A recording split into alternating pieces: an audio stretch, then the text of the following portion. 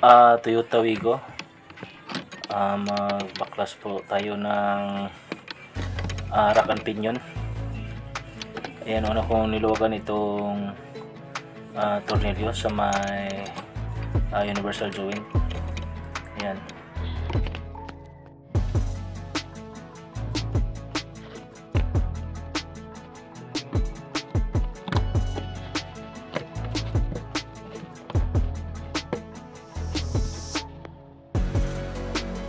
And sunod ko niluwagan itong nut ng tie rod end.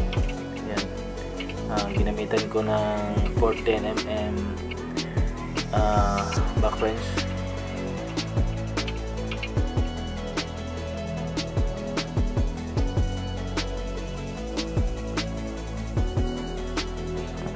At pupukin ang martilyo para matanggal po natin itong tie rod end. Ayan. Okay, tanggal na. Sunod kong luwagan itong nut ng ball joint sa lower arm. Ayan. Ayan. Tanggal ko yung kanyang lock. At luwagan ang nut ng ball joint. Ayan, ginamitan ko ng 17mm combination wrench.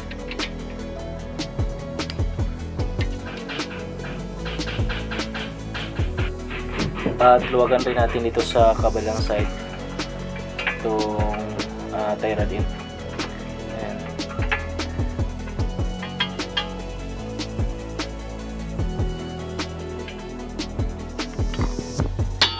At pupukin rin ng martilyo, ayan, para matanggal ko itong tie rod end.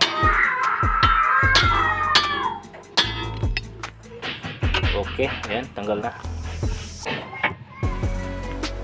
Ayan, at niluwagan rin natin dito sa ball joint. Ayan. At tanggalin po natin itong tambutso dahil hindi po mababa natin ang cross member.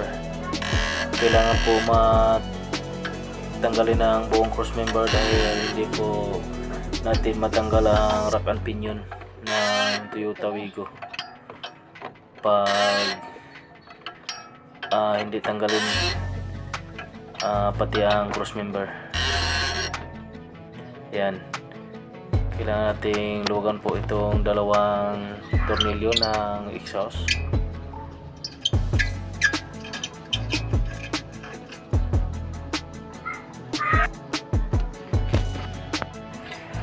Ayan, natanggal na natin ang dalawang tornilyo ng tambutso. Ayan.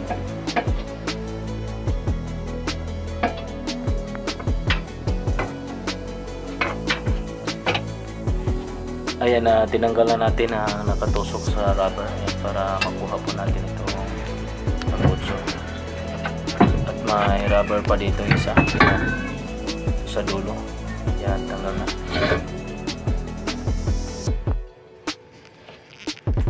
Tanggalin rin natin itong kable ng shifter. Ayan, para mababa po natin ang buong cross member. Ayan, tanggalin po natin itong kanyang lock. Ayan, may lock po sa itong kable. Ayan, kailangan po natin itong tanggalin para mababa natin ang cross member. Dahil nakakabit po itong kable sa cross member. Ayan.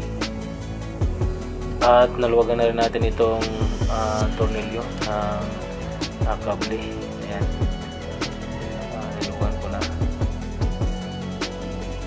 Niluwagan po natin para makuha po natin itong kable. At luwagan rin natin itong tornilyo. Ayan, dito sa gitna.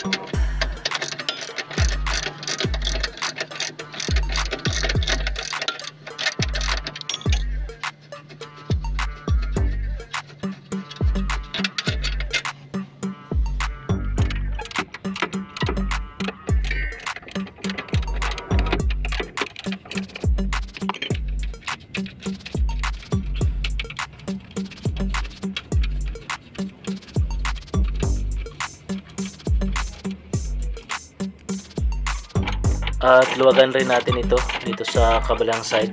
Yan.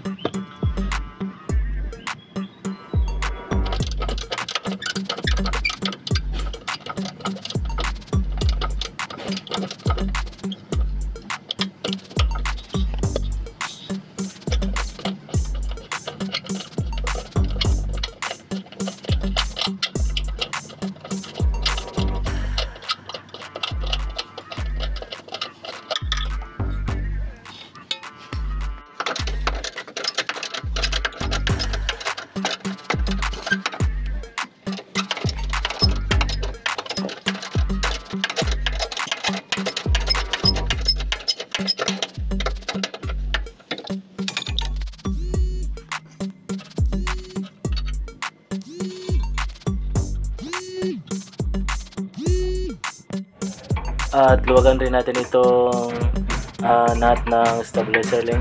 Yan.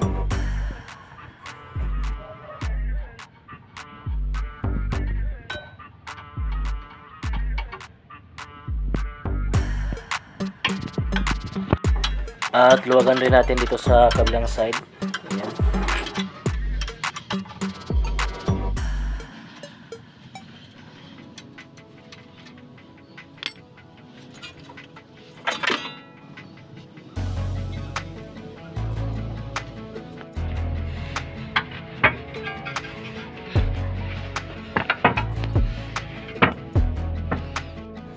Ayan, nababa na natin ang cross member. Ayan, hilahin lang natin ito palabas. Okay, ayan, ilabas na natin ang buong cross member at yung rack and pinion. Ayan. Buo talagang tagalin natin ang cross member para makuha din natin ang rack and pinion na sila. Okay, luwagan lang po natin itong bolt and nut. Yan, may dalawang bolt at nut. Kailangan luwagan para matanggal po natin itong rack and pinion assembly. Yan, kailangan alkontrahan para hindi sumasama sa pag-ikot at matanggal natin. At maluwagan natin ang tornilyo. Ayan, maluwag na. Ayan, ito po ang tornilyo at nut. Ayan, luwagan rin natin itong isang pangalawang tornilyo. Ayan, maluwag na. Okay,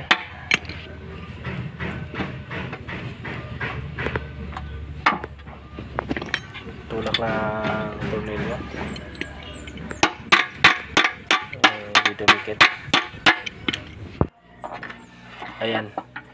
Yan, ito na po ang ating buong rack and pinion assembly. Yan. Ganyan na mga boss.